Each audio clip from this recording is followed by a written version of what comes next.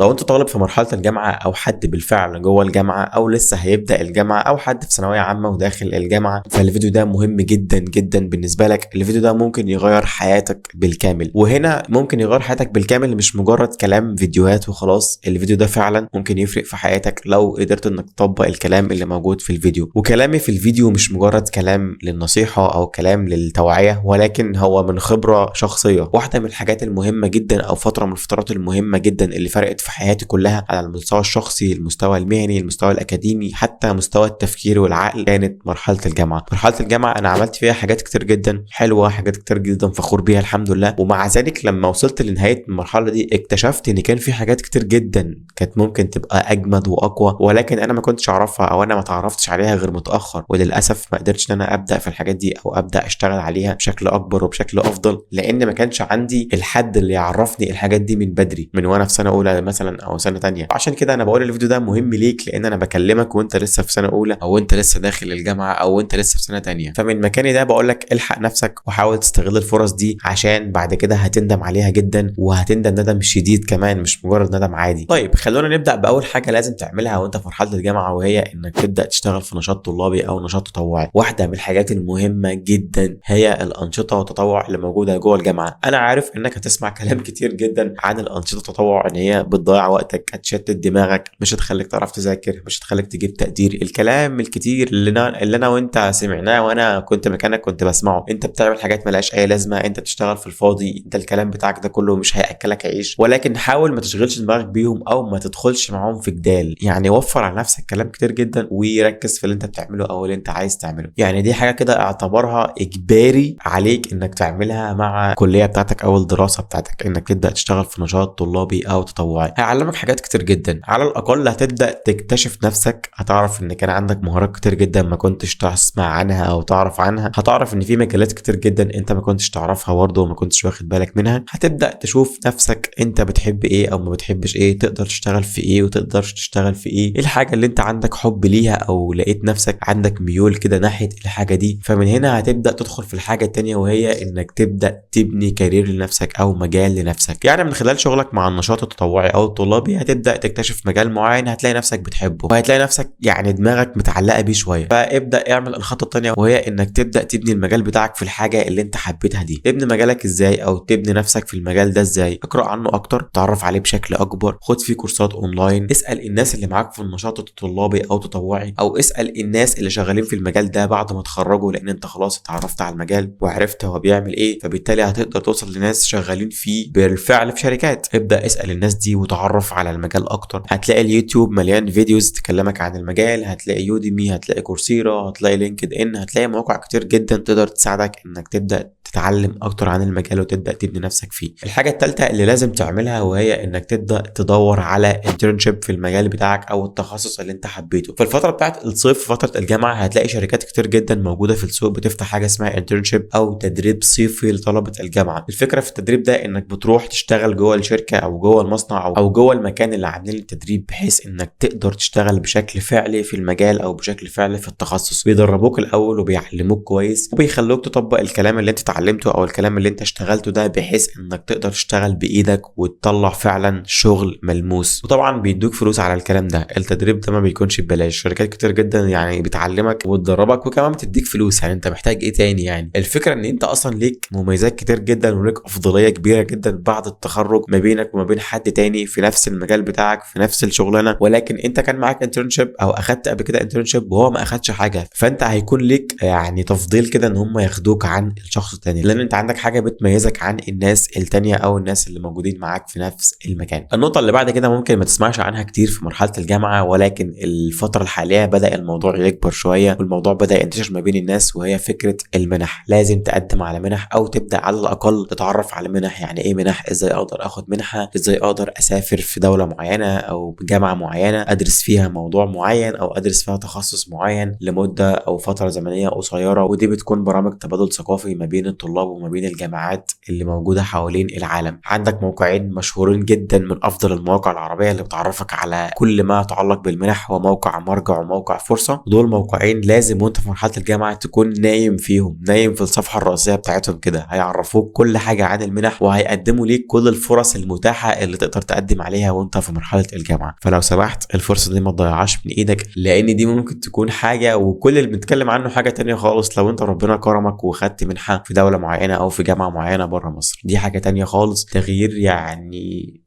مش عايز اقول لك مدى التغيير ده هيكون عامل ازاي. طيب النقطه اللي بعد كده مش فاكر هي النقطه كام بصراحه، تقريبا انا ما عدتش النقط دي من الاول، بس خلينا نتكلم اهم حاجه نذكر كل النقط المهمه، وهي لازم تسافر بين الجامعات في مصر. هتسافر ببلاش. عندنا هنا في مصر انشطه طلابيه وتوعيه فيها سفر ما بين جامعات مصر كتير جدا. هتلاقي معسكرات تبادل طلابي، معسكرات جواله، معسكرات تبادل شبابي ما بين الجامعات، مؤتمرات بتحصل ما بين الجامعات. الحاجات دي لازم تكون دايس فيها ولازم تكون بتشارك فيها. ليه؟ لان هتسافر ما بين مصر ببلاش، ده اولا. هتسافر تتعلم حاجات جديده، هتتعرف على جامعه مختلفه، هتشوف ناس مختلفه، هتشوف محافظه جديده، هتشوف ثقافه جديده. المهم ان الحاجات دي ما تعديش منك، لان فعلا هتفرق في حياتك على المستوى الشخصي، على مستوى الخبرات، على مستوى المهارات، على مستوى التطور بتاعك. معرفتك هتزيد، ثقافتك هتعلى، هتتعرف على حاجات كتير جدا مختلفه وجديده لما تسافر من الجامعه بتاعتك لجامعه تانية او المحافظه بتاعتك لمحافظه تانية. والكلام ده سهل جدا انك تعمله وانت في الجامعه لو انت متابع الانشطه او متابع مركز رعايه الشباب عندك في الكليه او الجامعه. الحاجتين دول مهمين جدا جدا ولازم تكون مركز فيهم بشكل كويس جدا. وتاني ما تخافش من الناس اللي هتقول لك انت هتضيع وقت، انت هتاثر في دراستك، انت هتاثر في موادك. الكلام ده ملوش اي علاقه، لان الناس دول لو انت مسافر مؤتمر لمده اسبوع مثلا في جامعه غير الجامعه بتاعتك، رعايه الشباب عندك بتجيب لك جواب وبتشيل عنك الغياب بتاع السكاشن او بتاع المحاضرات او بتاع ايا كان الحاجه اللي وراك في الكليه. ما تقلقش من الكلام ده خالص، بالعكس هم هيشجعوك انك تشارك وهيشجعوك انك تقدم في الحاجات دي. وانت كمان لازم تكون مهتم ومتابع ومشجع نفسك انك تقدم وتشارك في كل الحاجات دي. الحاجات اللي اتكلمنا عنها في الفيديو ده ممكن تكون اهم من البكالوريوس بتاعك نفسه. حرفيا في رايي الشخصي او تجربتي او بعد اللي مريت بيه، زي ما قلت لك، انا شايف ان الحاجات دي لا تقل اهميه عن الدرجه العلميه بتاعتك او الدرجه الاكاديميه بتاعتك اللي هتاخدها من مرحله الجامعه. يعني لو انت خرجت من الجامعه بالبكالوريوس بتاعك بس او بالدرجه العلميه بتاعتك بس، فانت تقريبا ما استفدتش حاجه من الجامعه، لان اللي معاك ده مع ملايين غيرك. ولكن لما تخرج من الجامعه بالدرجه العلميه بتاعتك وكمان الحاجات اللي اتكلمنا عنها دي كلها، فانت راجل كده معاك سلاحين قويين او معاك حاجتين كده هتقدر تدخل بيهم سوق العمل والشركات او المجالات عموما وانت قوي وانت معاك سلاح وانت معاك حاجات بتأهلك. طبعا الحاجه الاكيده واللي يعني عيب قوي لو اتكلمنا عنها دلوقتي اللي لازم تشتغل عليها في مرحله الجامعه كلها كطالب يعني حكومي زينا، هي الانجليش. يعني دي حاجه مش عايزين نتكلم عنها لان عيب قوي في حقنا لو اتكلمنا عنها وقلنا انك لازم تشتغل على الانجليش بتاعك. دي غلطه من الغلطات اللي انا وقعت فيها انا كمان في مرحله الجامعه. فلو سمحت دي اصلا حاجه يعني